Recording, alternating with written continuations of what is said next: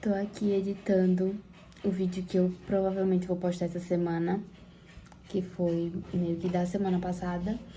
E eu acabei de postar no Instagram, assim, perguntando se as pessoas assistiriam se eu postasse um vídeo. Porque não tem câmera boa, né? Não tem eu saindo e fazendo várias coisas diferentes. Meus dias são muito parecidos e eu gosto muito disso. Mas eu sei que às vezes é interessante, assim, mudar de ambiente, fazer coisas diferentes.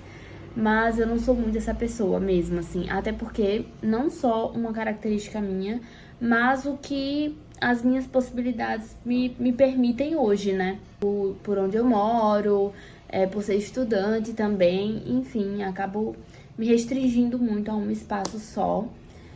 Não só por uma questão de gostar disso, mas também, como eu falei, de possibilidades. E aí eu tô editando o vídeo, eu nem sei se esse vídeo vai ficar legal, gente, mas eu acho que eu vou postar. E aí, se der bom, eu edito esse e posto. Se der ruim também, talvez eu edite esse e posto também. É algo mais por diversão, tá sendo muito legal editar. Eu tava lendo Ana Karenina. E ontem eu cheguei numa parte do livro, assim, vocês não têm noção. Eu não tava esperando por isso. Eu tava muito no final, mas eu não esperava não posso dizer que é um plot, não sei se é um plot. Mas eu não esperava isso porque clássico, a gente não espera muito isso, sabe? A gente vai curtindo o processo, não é só sobre um final arrebatador, é sobre o livro todo provocando várias reflexões. E Ana Karenina tava me provocando isso, então foram assim, estão sendo, no caso, 800 páginas de muita reflexão, de curtição também, não é aquele livro filosófico e que a gente tem que exige um trabalho para compreender a história. Não é isso. É algo divertido, interessante e ao mesmo tempo cheio de reflexão, o que é incrível, né? Porque Tolstói ele consegue fazer essas duas coisas em um livro clássico. E aí, eu não tava esperando por esse final, que é trágico. Eu não vou falar. Talvez quando eu finalizar a leitura, em um outro vídeo, não sei, ou nesse, não sei, mas eu fale sobre o que eu achei no total, sabe? Obra completa. Mas essa parte que eu cheguei foi o final da parte 7 do livro. Foi chocante. Eu não esperava por isso. De verdade, eu não esperava. Eu não queria. Tô tentando não falar sobre a história. Por quê? Não precisava. Não precisava. Tá, vou terminar de editar.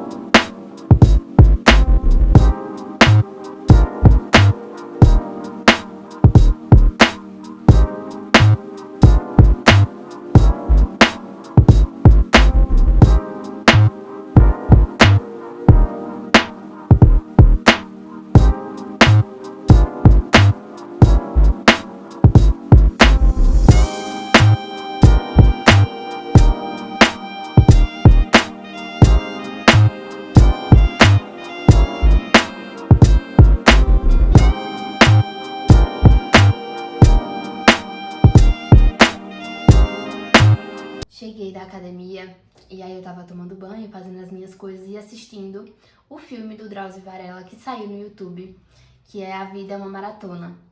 E, gente, só assistam. Eu vou deixar o link aqui na descrição pra vocês assistirem. É muito bom. Tô ficando monotemática com o Drauzio Varela, mas é porque realmente ele é muito uma referência pra mim.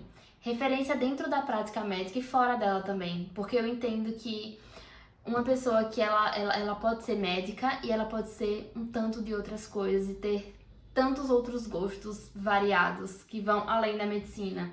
Então ele é um médico referência, mas ele mostra assim, nesse documentário as notas dele, sabe, na infância, como era na escola, e mostra que ele não era um aluno nota 10, muito contrário, ele mesmo disse que ele era um aluno muito medíocre, e isso não impediu que ele fosse ser um médico. Ele faz outras coisas também, por exemplo, correr uma maratona. Então você é médico, mas você não fica ali preso naquela caixinha de só estudar e viver para aquilo, entendeu? Ele tem as outras vivências, como por exemplo a maratona, que ele já correu 5 maratonas, se eu não me engano, vai correr a 6ª. É o que passa no documentário, né? Essa maratona, a 6ª maratona dele. E aí outra coisa também, ele mostra o momento da vida dele assim pós-divórcio, né, com a mulher do primeiro casamento dele. Ele faz um curso de teatro. Então, assim, você vê que ele permeia por vários setores, não é só medicina, sabe? E com certeza tudo isso, todas essas outras vivências dele, contribui para a prática clínica dele.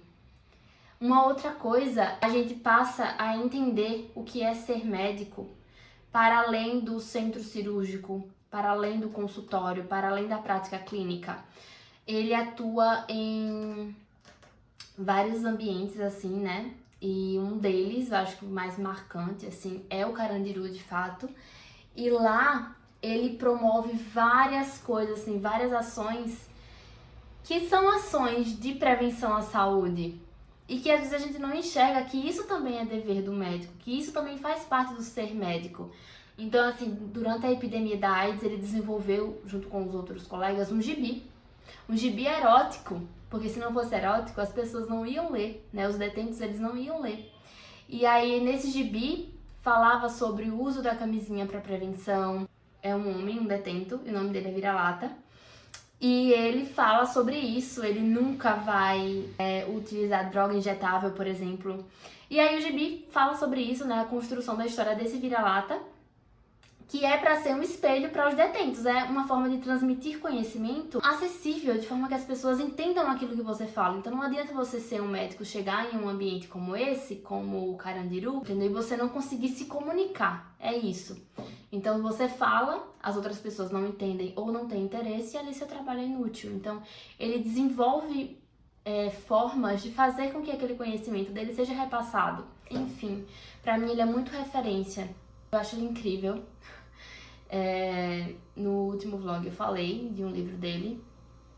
E agora eu já tô com vontade de ler outro. Inclusive eu tenho aqui, que é esse, Estação Carandiru. E eu tô muito ansiosa pra ler. Eu já vou começar a ler. Talvez eu comece até hoje.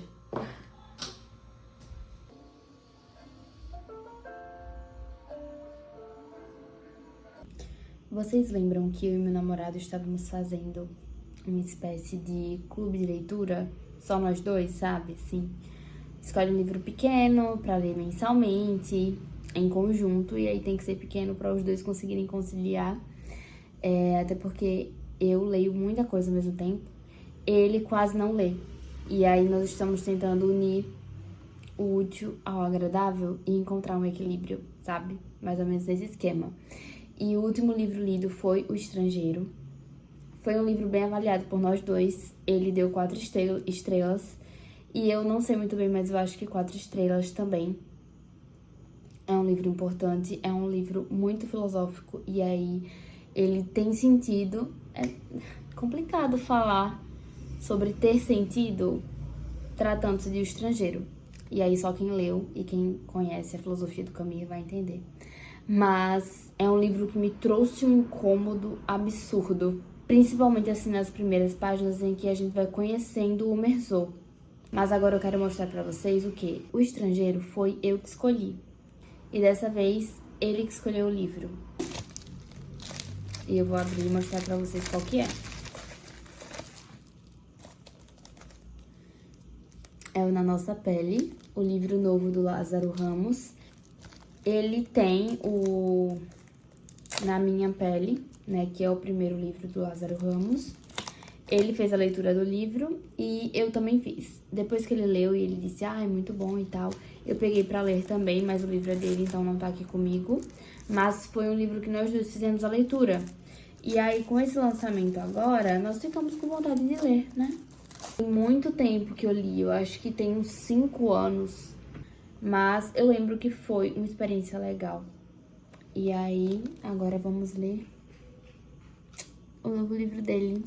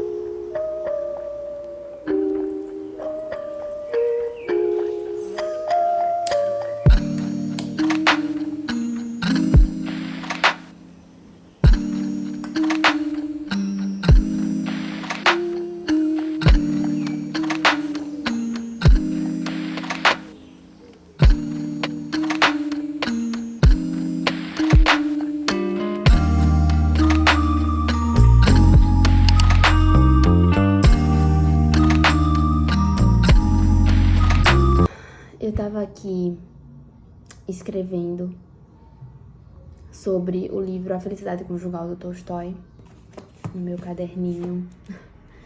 E eu sempre gosto de revisitar as minhas marcações. Então, eu vou escrevendo, revisitando essas marcações e escrevendo, sabe? Lembrando dos meus pensamentos quando eu passei por aquele momento da leitura.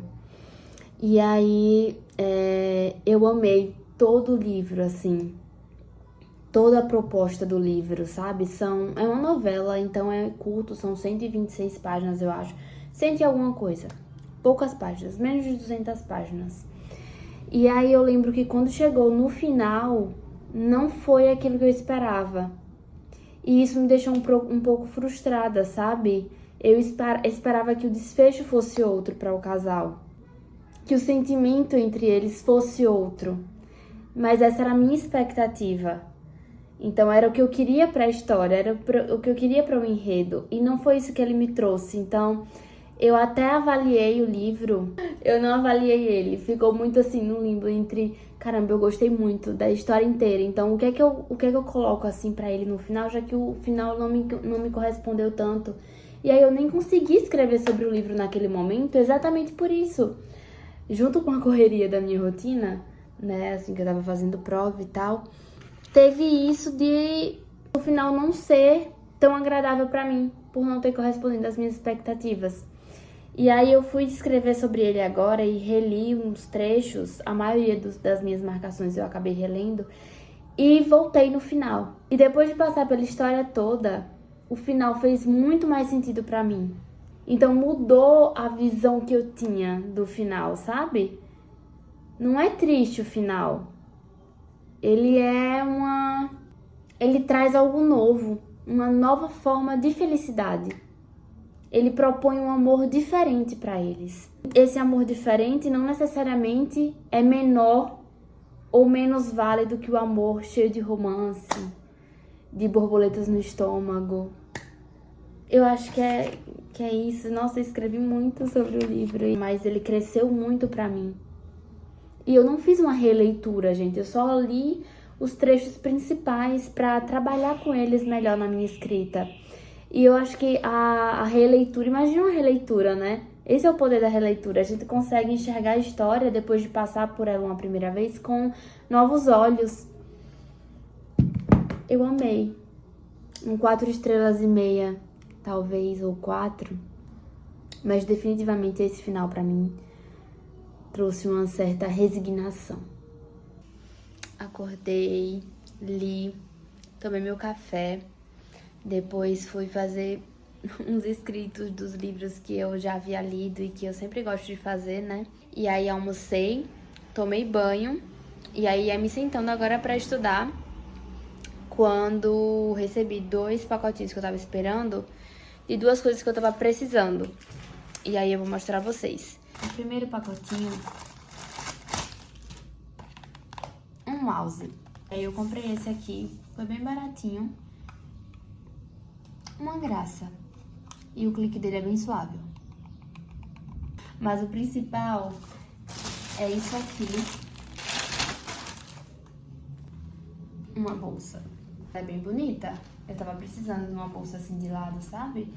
Que desse pra eu colocar bastante coisa e leva pra faculdade. Ela tem essa alça curta, usar também de costas, assim. Posso arrastar pra cá e aí virar uma alça longa. Mas é bonita.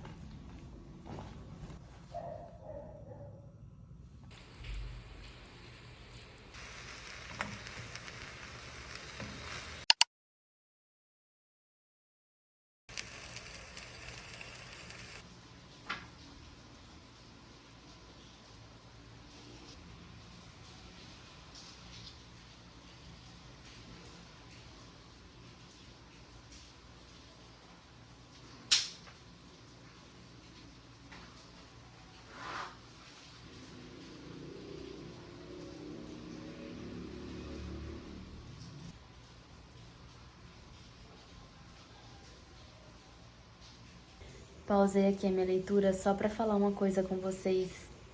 Eu acho muito interessante quando isso acontece e aí resolvi comentar aqui.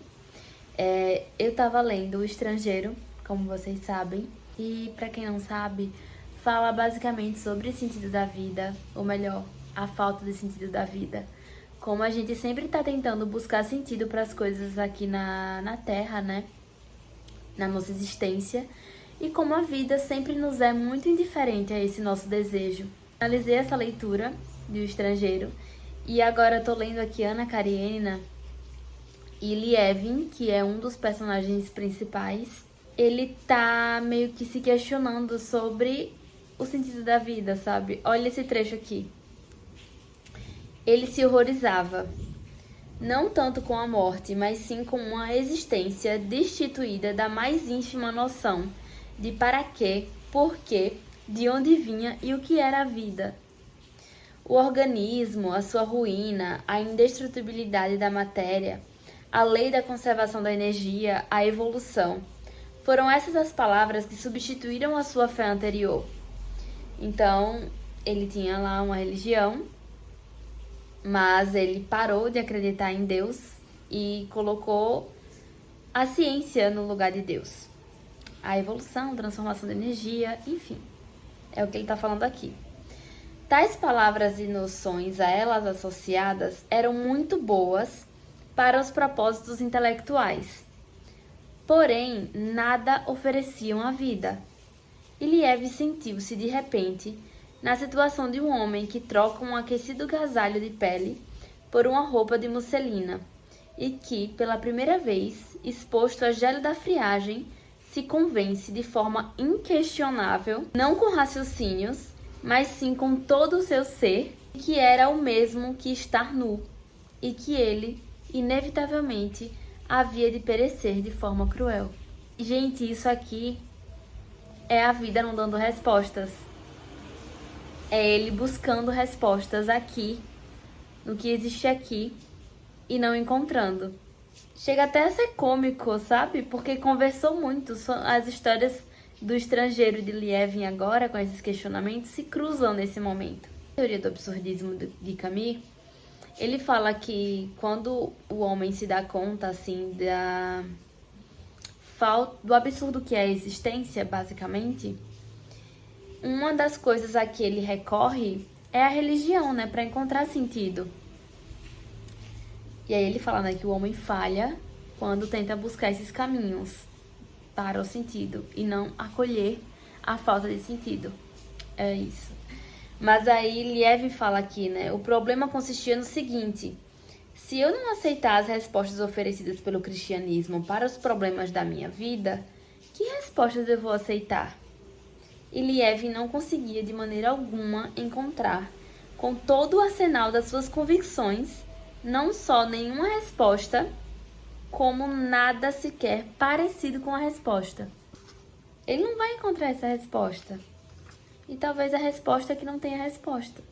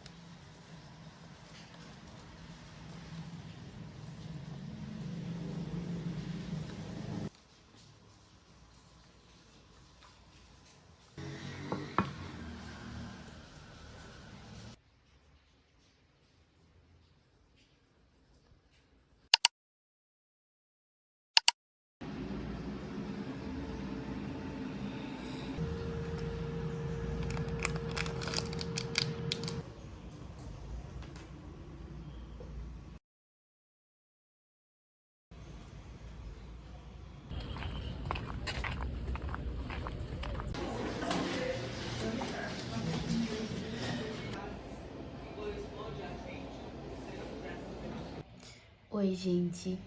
Então, como vocês viram, eu fui doar sangue hoje.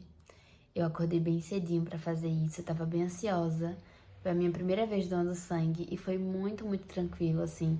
Eu tava ansiosa não por medo, mas mais por curiosidade mesmo, pra saber como era. Fiquei sim um pouco com medo quando vi a grossura da agulha, mas foi bem tranquilo. Tô com essa cara de sono porque eu realmente estava tirando um cochilo. Agora são as 4 horas da tarde, eu cheguei, era mais ou menos meio-dia. E aí fui fazer as minhas coisas, né? Fui fazer almoço, ajeitei aqui a casa. E depois me deitei pra tirar um cochilo, porque eu tô me sentindo assim, meio sonolenta. E tô com um incômodo também no braço que eu fiz a doação. Não sei porquê, mas estou com esse incômodo no braço. E agora eu vou me levantar pra estudar. Eu não sei se eu vou começar estudando histologia do sistema esquelético ou se eu vou estudar patologia.